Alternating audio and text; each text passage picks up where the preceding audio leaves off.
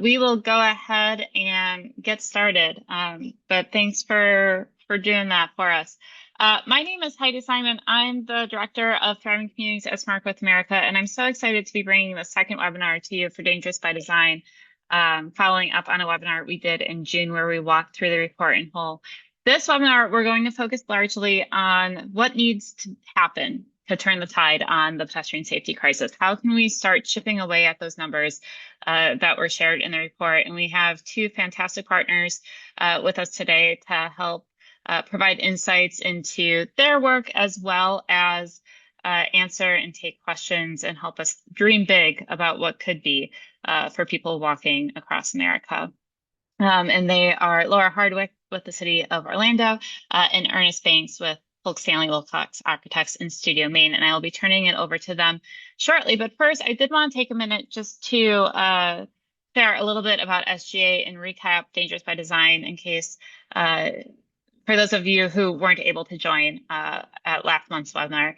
So for those of you who aren't familiar with Smart Growth America, we are a national nonprofit that works to support communities on their path to becoming healthy, prosperous, and resilient, no matter where they are on that path.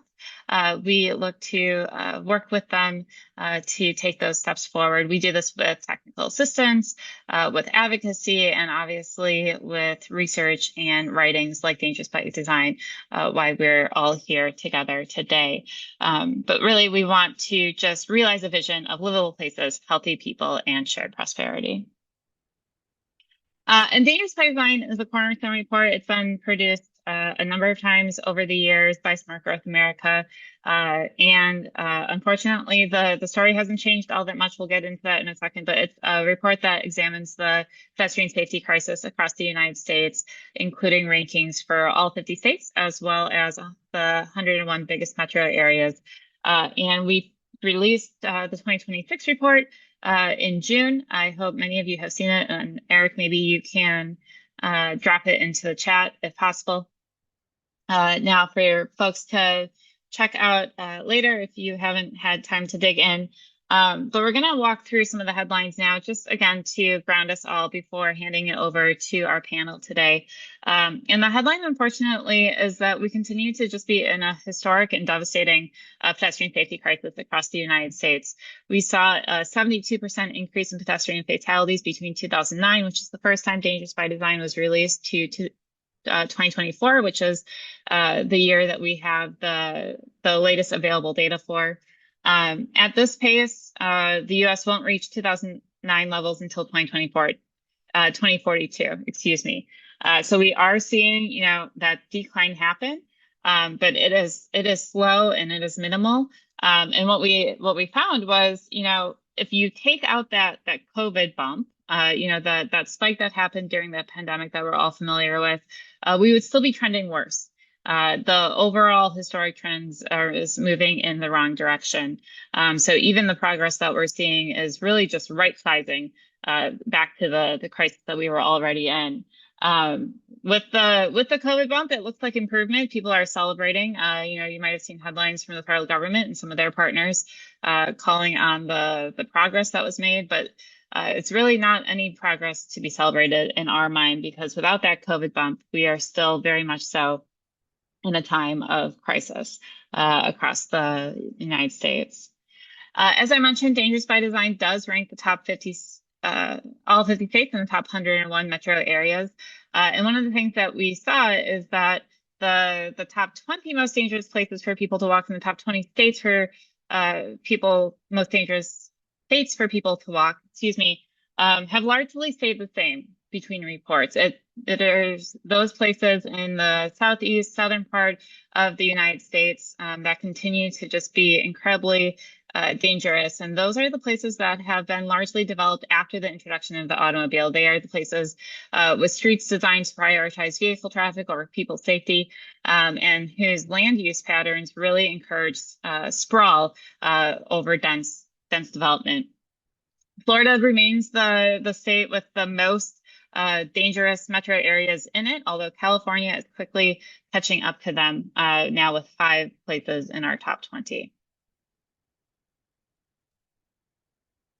And we know that this is a uniquely American problem. One of the things that we did for the first time in Dangerous by Design this year is really try to provide a global context for the pedestrian safety crisis in the United States. And we know that it is something that we are an outlier from. If you look at the United States compared to 34 peer nations, you can see that we diverged from the pack at one point, where other countries were making progress in roadway safety, where they were, changing policies, putting funding and resources behind interventions that they know work, doing the hard work in terms of changing street design and reprioritizing people at the heart of transportation.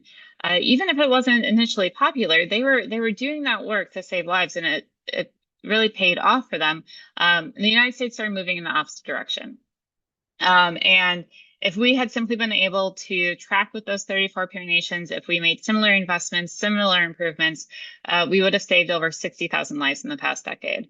And so really what we are calling for at Smart Growth America, and we hope you all join us, is to get to a point where we are back in that pack, or we are back with our global peers doing what needs to be done. Unfortunately, I think the challenges ahead of us are going to increase.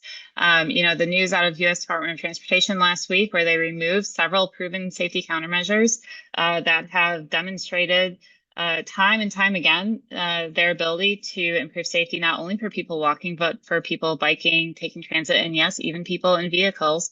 That's going to make it harder. It's going to make it harder for local officials and practitioners to implement the proven safety countermeasures that they know need to happen. It's going to make it harder to get funding to do the scale of projects that needs to take place in order to address this crisis.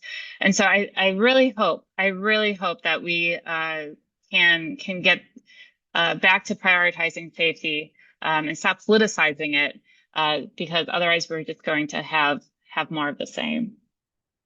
I'm going to hand it over now to our first speakers. Like I said, we have just fantastic partners with us today. And I'm so excited to have them share their stories. I'm going to hand it over to Laura Hardwicke first. She's with the City of Orlando. Our city partners who are in the trenches doing hard work day in, day out really deserve to be celebrated. And Laura is one of those champions. And so Laura, I'm going to hand it over to you to tell the story of Orlando.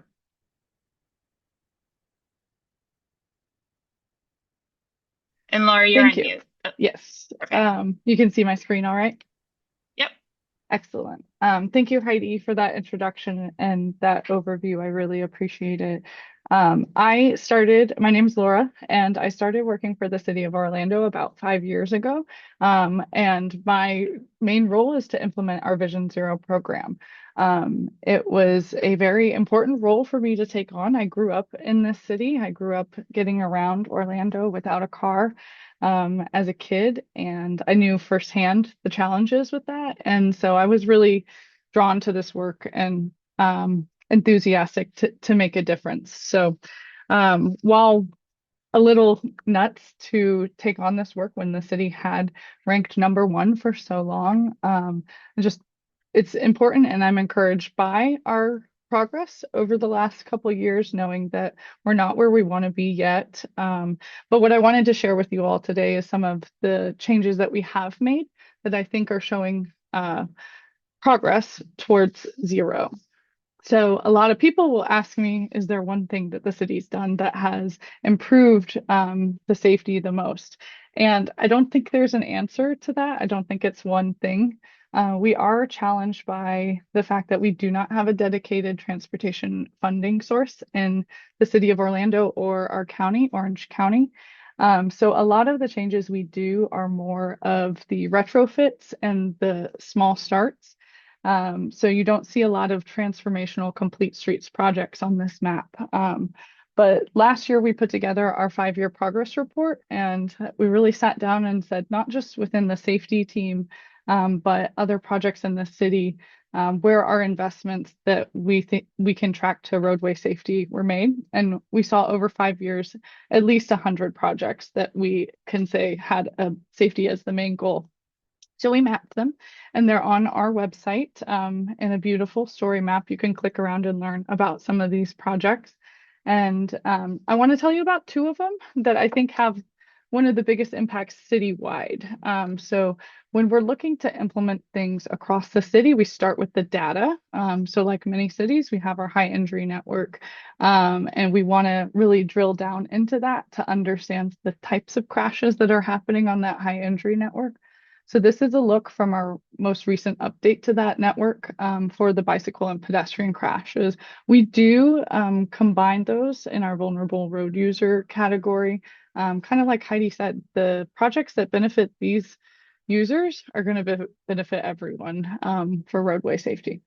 So when we have roads that are only about 3 lanes, we tend to have left hook crashes and vehicles moving straight as our top crash types for those. And then as the cross section gets larger for those roads, it turns into a right hook crash. So really, for pedestrians and bicycles in the city of Orlando, we're seeing those turning vehicles as a common theme. So we did start in the early years with a lot of leading pedestrian intervals, giving pedestrians that head start at signalized intersections, which is great. But in the next couple years, we did move more towards some geometric changes to the roadway that can be implemented at all intersections, not just signalized. So we really focused on curb extensions or daylighting. We have this really focused in our downtown core and sort of bleeding out into the suburbs after that. The beautiful picture on your screen obviously has some asphalt art in it. Last year, our state made some changes to policy, and these have been painted over black. But we do still have that daylighting, that those delineators, and some of the reflective pavement markers to make sure that we're slowing turning vehicles, making pedestrians more visible when they intend to cross. So I'm eager to see the data on the difference between the artistic treatment versus the plain asphalt treatment. We had another installation that was just aesthetic treatments, and some of the gains we saw with just the aesthetic treatments included pedestrians waiting for their signal more, which is something that can be really hard to encourage within, especially in Florida where it's hot and people are going to cross against the signal so they can get to the shady side of the road. So looking forward to more evaluation on these, but we still have some of this tool in our toolbox to deploy and increase safety for pedestrians. Another one we did across the board and was an early Vision Zero project for us was roadway lighting. So we took a look at our high crash corridors in 2020, back when I was just a baby planner, and we worked with our utility company to do lighting enhancements on these roadways. We do have 2 utility companies, so this is mainly with Orlando Utilities Commission. And in hindsight, we look back and see, okay, how did these fare over the last couple of years? So the roadways that got the lighting enhancement saw a 34% reduction in nighttime crashes. And then if you look at the city as a whole, we did have a nighttime crash reduction overall, but it was only 8%. So we are definitely seeing a better proportion of reduction on those areas where we're doing the lighting projects. And while this was a big push sort of systematically in 2020, we've integrated it into other projects. So it's sort of a check on a list of many project enhancements, specifically through our rapid response program. So I wanted to talk about how we move forward, not just with the projects we do, but our approach to safety and a culture of safety with the city. And one of the programs that really instills that is our VZ CARE program, CARE standing for Crash Analysis Remediation Effort, because of course we need an acronym. We were really inspired by the Rapid Response Program out of Denver, actually, and we've been working to make something that fits right for the city. So essentially, when a pedestrian or cyclist is killed in the city of Orlando, we will put together a VZ CARE report for that.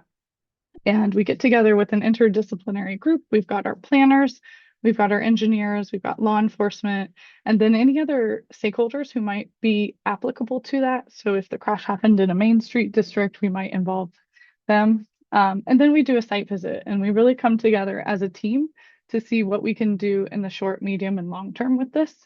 It can be really difficult work, and we're definitely working on building the staff resilience to deal with this. But I think it is one of the important programs that's helping us move from just looking at data on a map to really understanding the impact that these crashes, that these deaths have in our communities in real time with city staff. So I would say while we're not able to point, it's a little more responsive than proactive.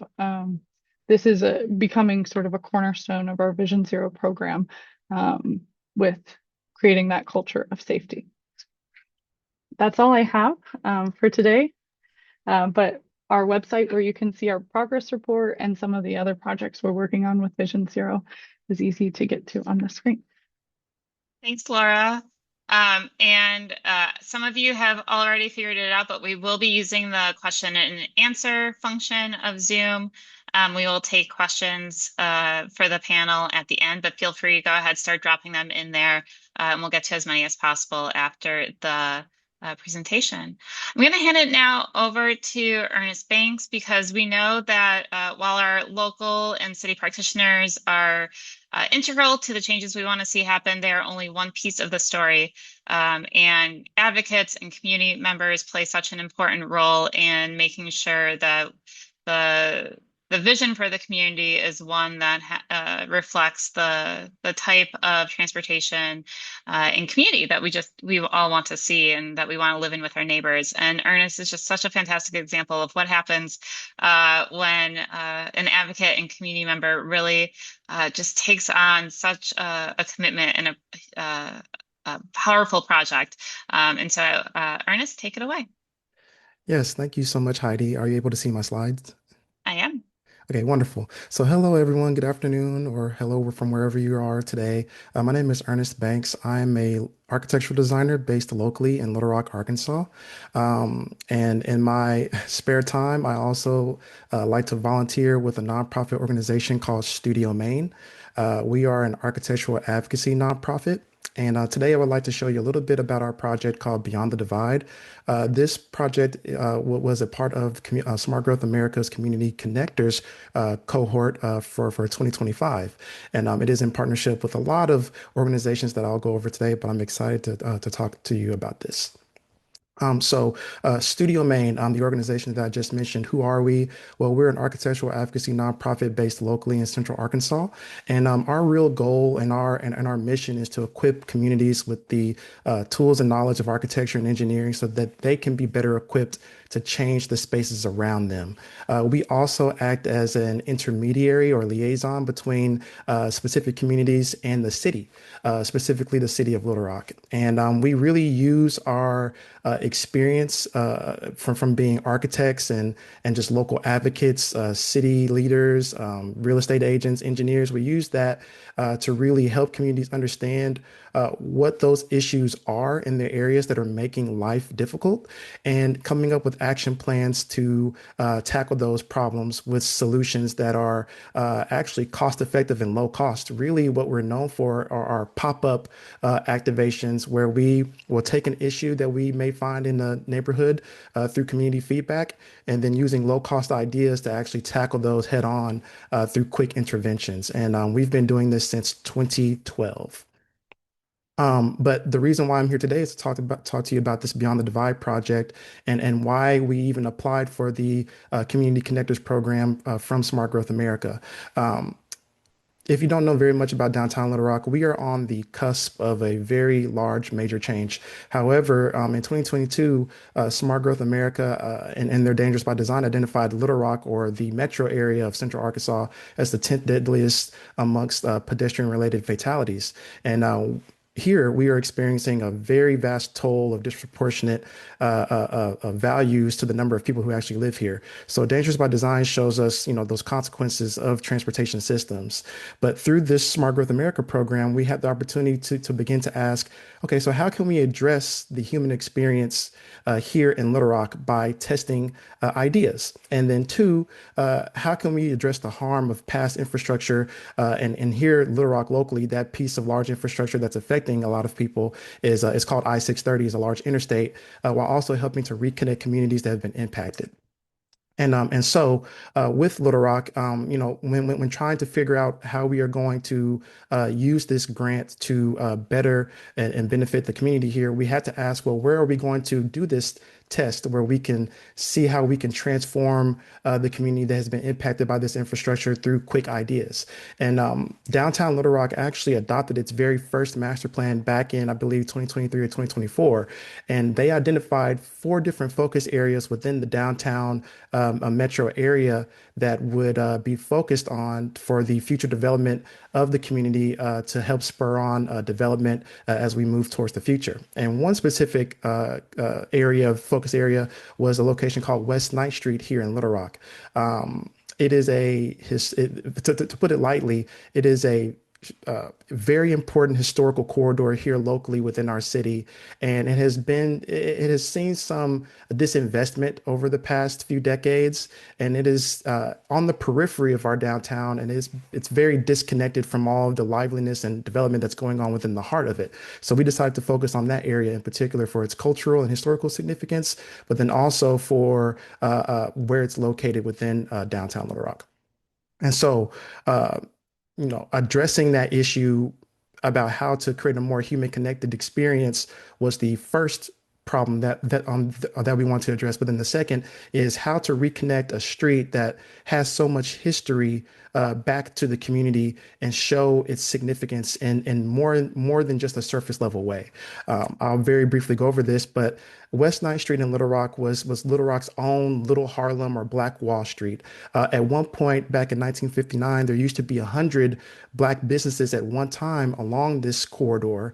And due to the construction of the interstate, those businesses dwindled quickly down to zero towards the 1980s, and that was due to many factors. But the interstate did play a huge part in starting the domino effect, which led to the decline of the area.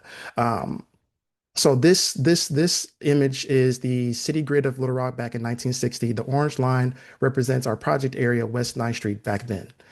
This red mark represents the scar or the footprint of the interstate that was constructed starting during urban renewal and finishing its full development by the 1980s. This is the current day of downtown Little Rock and where West 9th Street is located. So if I go back, you can see the city grid was a mix of small businesses, homes, and cultural institutions. And after the interstate was constructed, it really started that downfall of the community where a lot of the homes or the people that were displaced due to the construction of the interstate started to go south and west. Those that went west were more people that were from affluent communities, and those that moved south were from the African American community. And that all just led to the destruction of the businesses and the culture of the corridor. The dotted line here represents our 3 blocks project focus area. But due to the construction of the interstate, desegregation, and many other factors, you can see that the area just became a husk of its former self. So we had to ask ourselves, okay, if we're going to focus on this area, who are we designing for? Some of these values here just represent the current demographics of this area of Little Rock. It's called Ward 1. In terms of population, it's around 70% African American, 21% whites, and then the other demographics lead under 1%, with Hispanic also being 7%. And so we have a large African American population.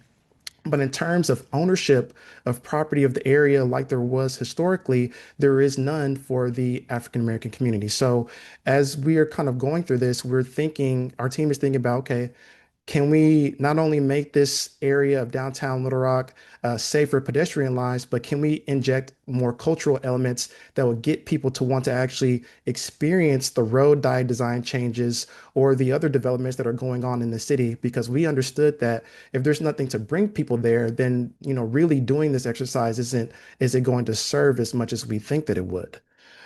So this is the community that we designed this project really for. It's for the entire community of Little Rock. But when it comes to the entrepreneurship and what actually gets people to come and experience the area, it's for these young and old Black entrepreneurs that don't necessarily have opportunities, otherwise low risk opportunities to do the things that they're great at. So while data can really describe how a community, what that community representation is, our project is designed with and for the people that you see here, local business owners that are actively shaping the identity and future of this specific corridor. And instead of asking people to come to the street to experience what we've done, which I'll show you in just a moment, we wanted to reshape the street to invite people in through public art, murals, road dye design, and other elements. So we treated this project as a full-scale urban prototype, not just a singular event or a temporary activation. We partnered with a lot of local partners, which I'll go over briefly, but our key elements were using shipping containers, pedestrian-focused road diets, and public art to really bring people to the area. And I'll kind of quickly go over this site map, but these are our 3 blocks that we decided to transform within downtown Little Rock. And really our purpose is twofold. One is the road diet design to slow down the road, to slow down the traffic, because this specific corridor of downtown Little Rock, it only had really one crosswalk when it should have had more than just that. It had no speed bumps or tables or any kind of traffic slowing elements. Originally, it is rated for around 30 miles per hour, but people fly down this corridor, especially in the evenings. There's really not much to stop anyone from doing so. This is also one of the lowest trafficked corridors within our downtown, so it definitely gets abused. So what we decided to do was sort of a 3 block transformation where our road dye design started out with a gateway that our team created, and as well as curb bump outs, as it were, to really start to slow down traffic going from block to block. And those bump outs, we through that we created a chicane which would allow the traffic to switch lanes and slow things down to be able to create a more safer pedestrian experience, or at least get the traffic to slow down. This is just an example of some of our gateway elements being experienced. As I mentioned, this area of downtown Little Rock, specifically West 9th Street, historically was a Black economic district. And so we created these gateways as a way to welcome the public to what this transformation for this corridor could be for downtown. The next block over, we just created more of these bump outs, as well as placed shipping containers on sidewalks, while also leaving enough room for people with ADA or accessibility issues to move around them. But these containers, as well as these bump outs, are just elements to not only beautify the area with public art, but then again, slow down traffic as well. And we did all of this through the budget of the grants from Smart Growth America, as well as with connections with our local partners.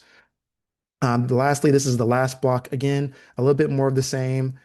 Bump outs, artwork to bring more livelihood to the area and talk about the history of the area, but then also these gateway elements that also talk about the history as a placemaking element.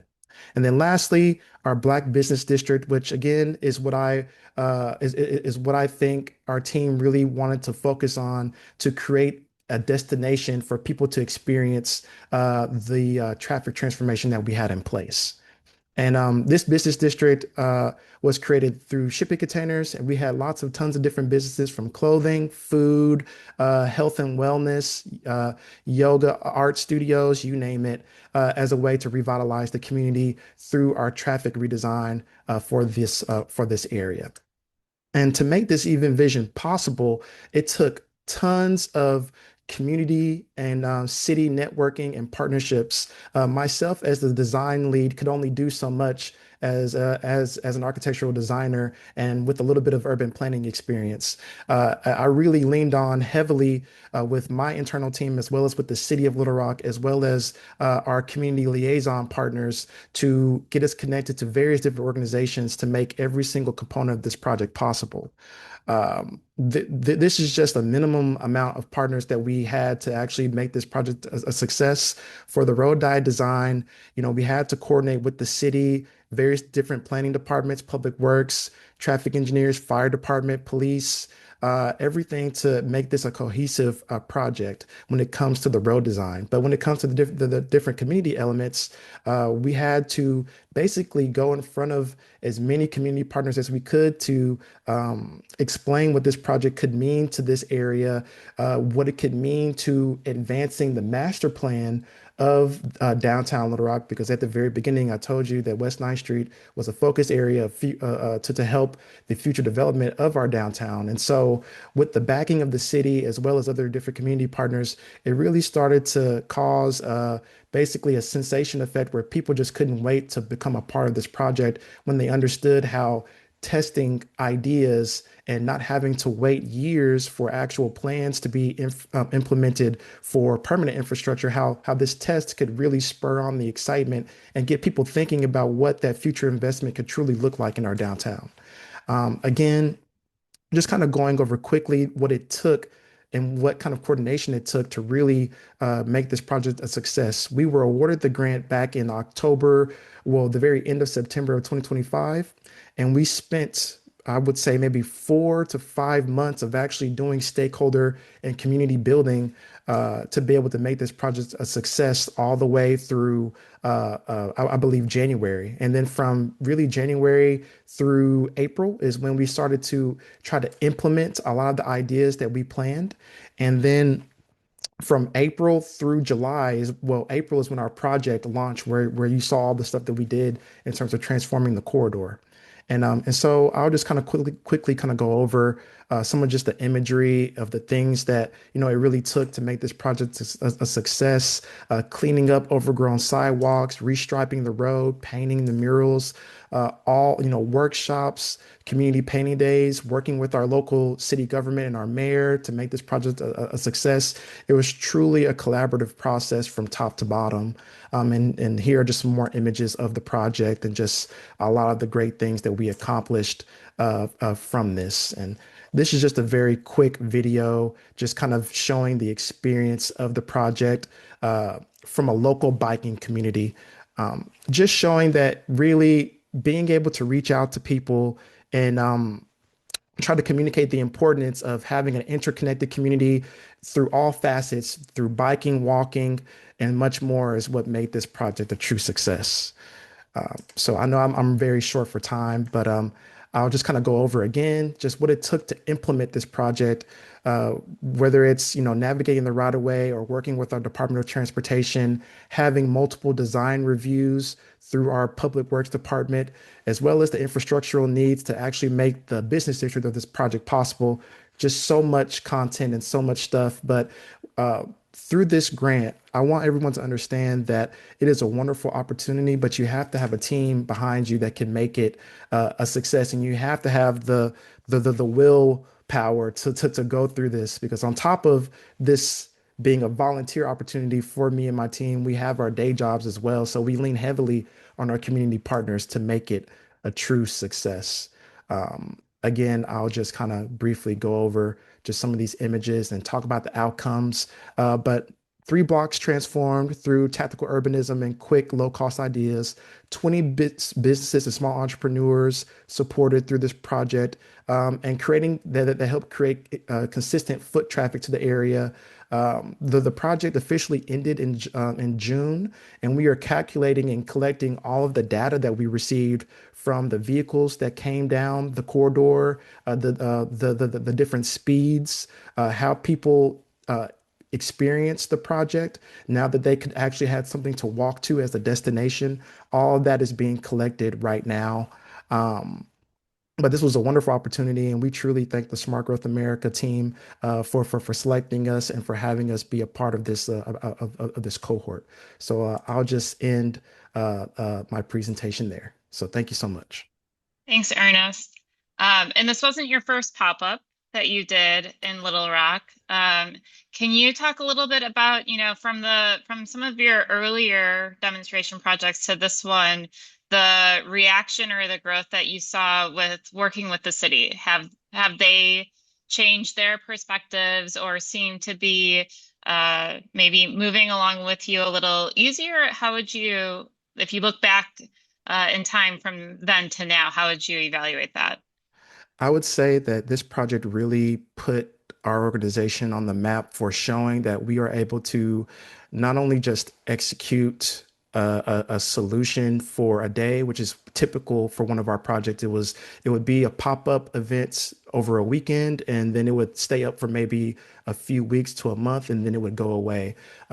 This really showed the city that we are capable of using all of that experience to show how long-term change and infrastructure implementation can be succeeded through low cost ideas. And so from our previous work, I think it's just been stepping stones. Every single time we've sort of increased our scope. This is definitely has been our most ambitious project, but it's already opened doors for us as a nonprofit organization to look at different sort of ways to support the city, whether that's through housing development or what we have going on majorly in the city right now with our large park that's going to be developed in the future. So yeah. Great. Thanks. No, I think that's a great example of how, community members and advocates and practitioners can really challenge the city to think bigger and broader when we think walkability and safe active transportation, to what it can really mean for the community overall. We're going to head now and take some of your questions. I see a bunch, but please feel free to put more in there. We'll get to as many as possible that we have time for, and we will try to get you resources if we're not able to answer them right away. Lots of like different variations of the question on lighting. So Laura, I'm hoping you can maybe shed some light on the issue of lighting and visibility when it comes to pedestrian safety and what you're seeing in Orlando. Yes, so I just popped in the Q&A. There was a question about the specific characteristics of the roadways. So they were chosen just based on a high crash heat map, but in looking at the biggest reductions on that chart I shared, those two roadways, Westmoreland and Lee Vista, actually have pretty high truck traffic. They're sort of industrial areas that are situated between residential and industrial. So I thought that was interesting that sort of those borderline roads between an industrial area and residential had the biggest reduction with lighting. So that could be a good place to look if you're looking to do something similar. These were all LED enhancements. Most of the city's streetlights were converted to LED from high pressure sodium in the early 2000s as a sustainability initiative that also has great safety benefits. And I don't know if there was any other lighting specific. I think that's great. Ernest, and for you, several questions about the use of shipping containers. So can you talk a little bit about the role they played, any concerns the city might have had having them in the right of way, how you address those concerns, things like that? Yeah, so I'd like to first address the question about the containers reducing line of sight. So we work specifically with our traffic engineers to set those containers a specific distance away from the intersection to reduce line of sight issues. So that's what I would have to say about that. The other kind of question is the innovative choice to incorporate shipping containers as a canvas. We did look at other opportunities to be able to use other materials, but we thought that with the shipping containers that it would be a massive canvas that the community could contribute to. So also having them be a part of the business district, those were donated from a local business, and they are occupied.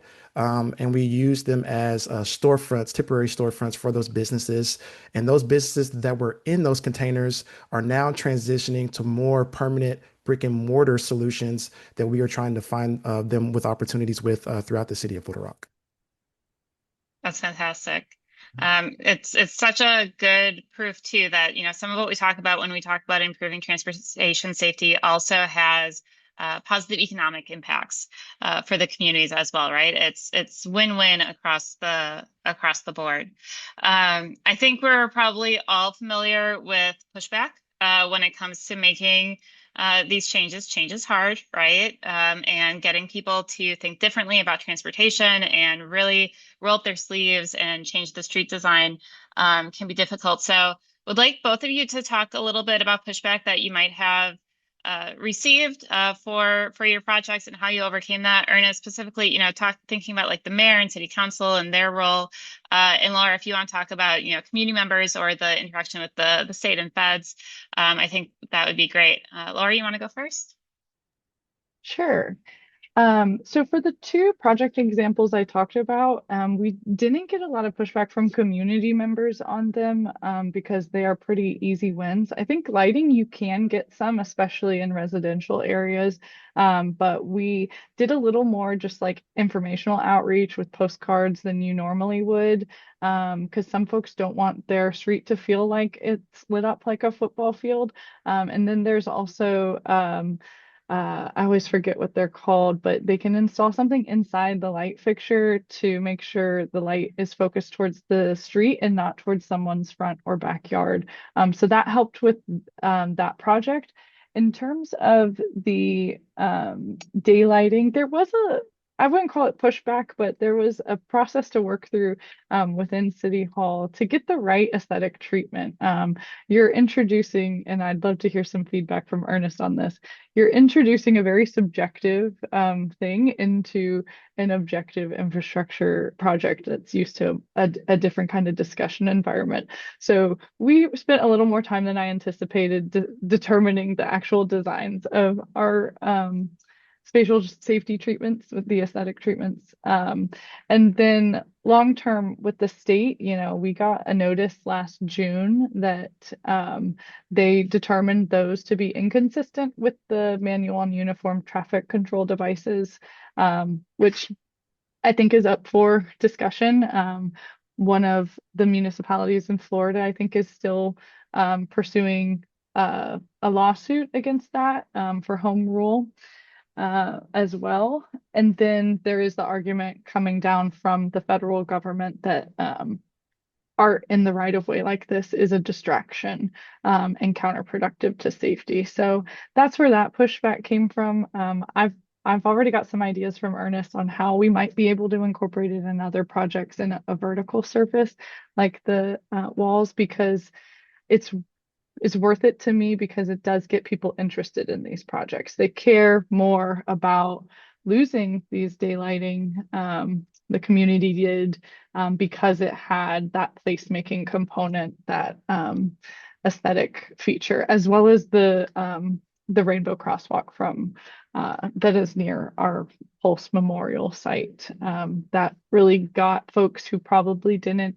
have traffic safety at the top of their advocacy list involved in caring about these projects. Thanks, Laura. Ernest, what about you? What was some of the feedback or reception that you had to navigate for this project or other projects? Well, really, I would say at the top of my presentation, I mentioned that Little Rock adopted a downtown master plan. And the fact that our project focused on one of those master plan areas really gave us the support that we needed, not only from the city, but from local community stakeholders to give us their full support. When we partnered up with the city for this project and we said that we were focusing on an objective of the master plan, it was basically green light for us. Whereas if we hadn't focused on that, I'm sure some of our many emails would have sat in a lot of inboxes for way more time than they did. So that helped really expedite things. So I would say from people asking about pushback and other, what would make good consultants and partners, I would say first, when you're trying to identify a project area, to try to find something that already has some support or push behind it. That really helped tons.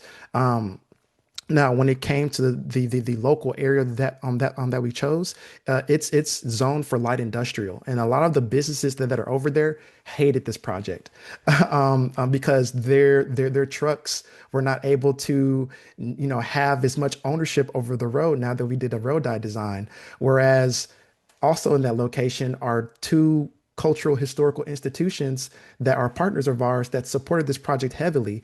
And so it really just depends on, who you are working with locally in your specific project area and leaning on those relationships as much as you can. And then from there, kind of going outward, then find that additional support to, really give you what you need to be able to accomplish your objectives. Ernest, what's next for the project? Is there a project 2.0 in Little Rock's future? So that's what we're trying to figure out right now. With this project, it being the road die design, and with Beyond the Divide being this small incubator or accelerator program component along with it, our goal as studioMAIN is to be able to replicate this type of project in other underserved communities or other areas within our city that may have underutilized space, or that may have traffic issues, or that just may have communities that need that investment and positive traffic is what I'm calling it, to bring that livelihood to the area. For this project specifically, we're currently looking for an organization that can not only take over the incubator portion of it through the shipping containers, but then that can also just help support, replicating this across the state, not just the city. So that's currently what we're doing. For the businesses that were a part of this project 1.0 that were in the shipping containers, we are basically graduating them, and they are unofficially our first cohort. And we're looking at other opportunities to get them into vacant brick and mortar spaces that are in downtown Little Rock, to be able to fill some of those vacancies and help revitalize the downtown area. So. That's great. Laura, what about you? What's next what's on your radar? Oh, we have a lot going on. So we have two SS4A grants that we are in the process of implementing. One that includes 28 quick builds for pedestrian safety. So a lot more of these curb extensions, but also left turn hardening, and even some programmatic things like maybe a bike bus or a walking school bus, really situated at schools, parks, and community centers. Our next SS4A is going to focus on speed management on arterials and collectors like the one Ernest showcased. So I'm going to need some pictures of those chicanes, because we really want to pilot chicanes and see how we can do some traffic calming in those areas that are business centers and have a lot of traffic and potentially large vehicle traffic. But we also want to slow vehicles. So those are that's what's next for us. Great. Any final thoughts, Ernest and Laura, for those on the webinar today who might be in the trenches themselves and need a reminder to keep going? Any final thoughts? Start somewhere. I don't think when I embarked on these lighting studies that I thought it was going to be as big of a decrease in nighttime crashes back then. So I probably was just like, okay, I guess we'll do these. And looking back several years later, it's really encouraging to see that. You just have to start somewhere. I, Nice. I agree, Laura. Just leaning on the wonderful histories that you have in each of your communities, and seeing how those are being taken care of and respected, and really just listening to the community members about, what they want, and trying to think of creative ways that are possible to help make those reality is what I can really say. Thanks.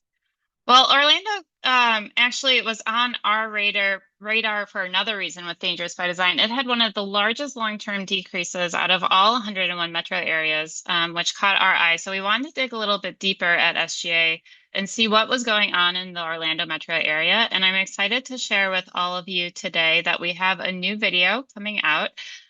This is brand new. It's not even going to be fully released until this afternoon. So you're getting a sneak peek about just what is going on in Orlando, and hopefully what will continue.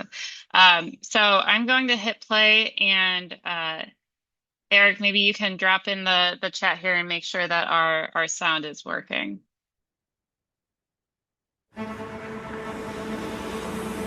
My parents' best friends died in a car accident. My sister's best friend died in a car accident.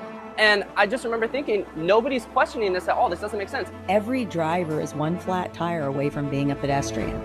Why was this road designed like this in the first place? There is not enough people that care about this issue.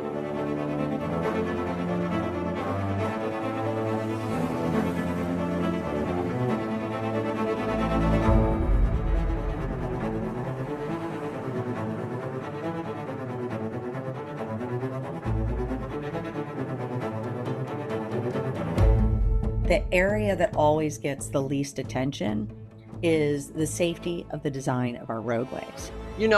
People jaywalk out of necessity. The whole point of Dangerous by Design is we design our roadways in a way that is hard for people to understand the best way to use them.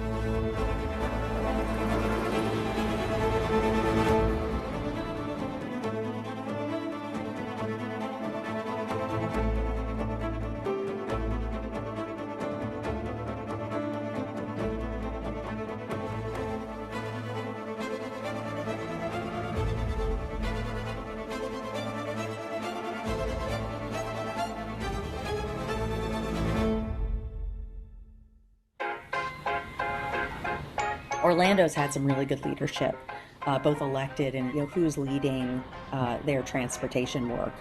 And it's starting to pay off, and that's really exciting to see.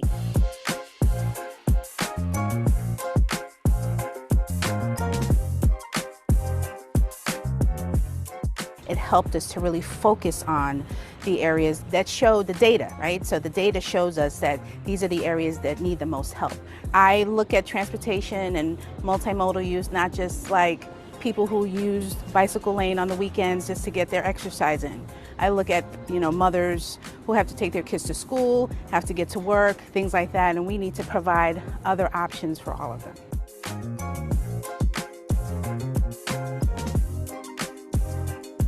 With the example of Oak Ridge Road, that was an old existing corridor with an open median and open lanes in either direction. This particular area had a lot of pedestrians, a lot of walkers. There were 2 schools within the corridor that we were working on, so we had a lot of conflict. We were getting complaints from the crossing guards saying, hey, we can't get these kids across the street, people aren't stopping. That created a dangerous situation. Part of this project was a couple things. Number one, put that shared use path on the same side where the school is, and also putting the crosswalks in locations that made sense. Having lanes that weren't as wide to help slow people down, having those pedestrian hybrid beacons at the school crossings so that way traffic knew, okay, we have to stop. That was completely safety for all the pedestrians, specifically for the children.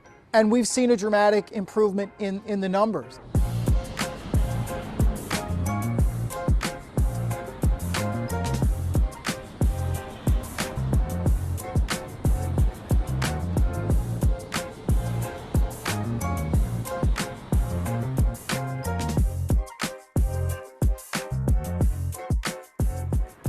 Back in 2015, there was a big drainage project. Like, this was tore up, 2 years closed.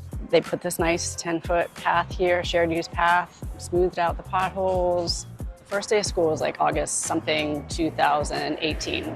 And we're crossing and I'm just like, there's no crosswalks. Like, they didn't put crosswalks except for these ones like along the path, mile stretch.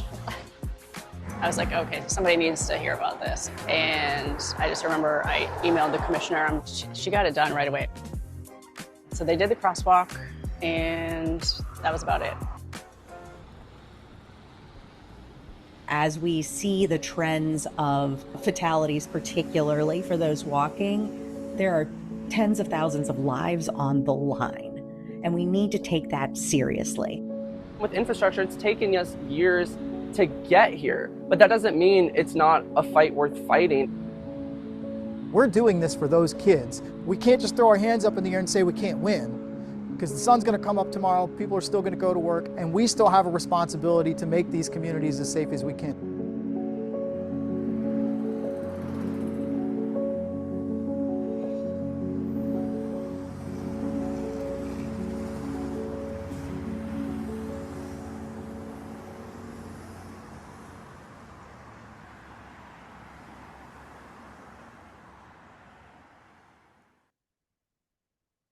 So we hope you will share that video and continue to think about, the work is far from over.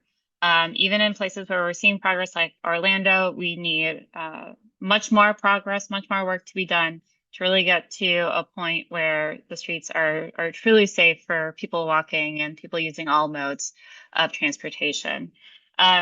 We dropped the link to the video in the chat. Like I said, it is brand new out today. We hope you will share it out to your networks because we know that in addition to the research and sharing best practices, like you heard from Laura and Ernest today, the storytelling of it is also important to make sure that we are shifting the narrative around pedestrian safety to really what actually works and what will actually make improvements for people out there in the communities today.